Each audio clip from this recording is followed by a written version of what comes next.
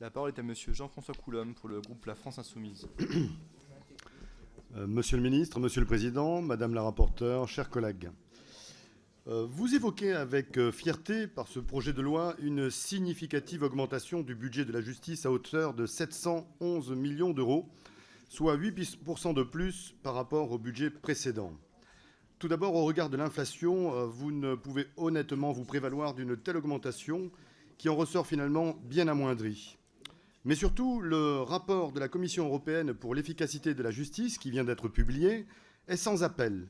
La France est encore à la traîne par rapport à nos voisins européens, puisqu'elle dépense 72 € par an et par habitant, là où l'Italie en dépense 82, l'Espagne 88 et l'Allemagne 141. Quant au nombre de magistrats par habitant, la France n'en disposera que de 11 pour 100 000 habitants, là où l'Allemagne en dispose, elle, du double. Ces carences alarmantes sont le résultat de budgets insuffisants depuis des années et que vous venez perpétuer avec celui que vous nous présentez aujourd'hui. Un seul exemple suffira, Monsieur le ministre, pour montrer à quel point vous êtes sinistrement déconnecté des besoins du terrain, duquel vous provenez pourtant, puisque le budget alloué à l'administration pénitentiaire, et notamment dans l'investissement immobilier pour la création de places de prison, est près de 8 fois plus élevé que celui de l'accès au droit et à la justice, et 4,5 fois plus élevé que celui de la protection judiciaire de la jeunesse. Votre budget est donc porté sur une politique carcérale et non sur l'amélioration en profondeur de ce service public en souffrance, tant pour les professionnels que pour les justiciables. En effet, seulement 712 millions sont alloués au programme d'accès au droit, dont l'aide juridictionnelle qui n'augmente que de 4,2% contre 15% l'année dernière.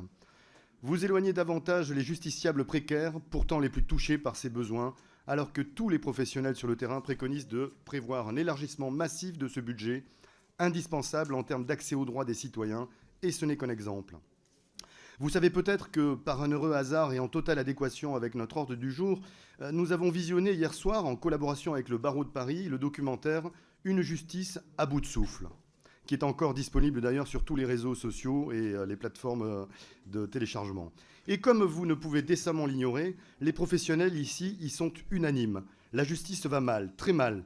Et à ce que vous nous proposez avec ce PLF relève de l'indécence tant il est éloigné de la réalité des besoins et inadéquat face à l'urgence d'un investissement massif dans ce service public qui se noie un peu plus chaque jour.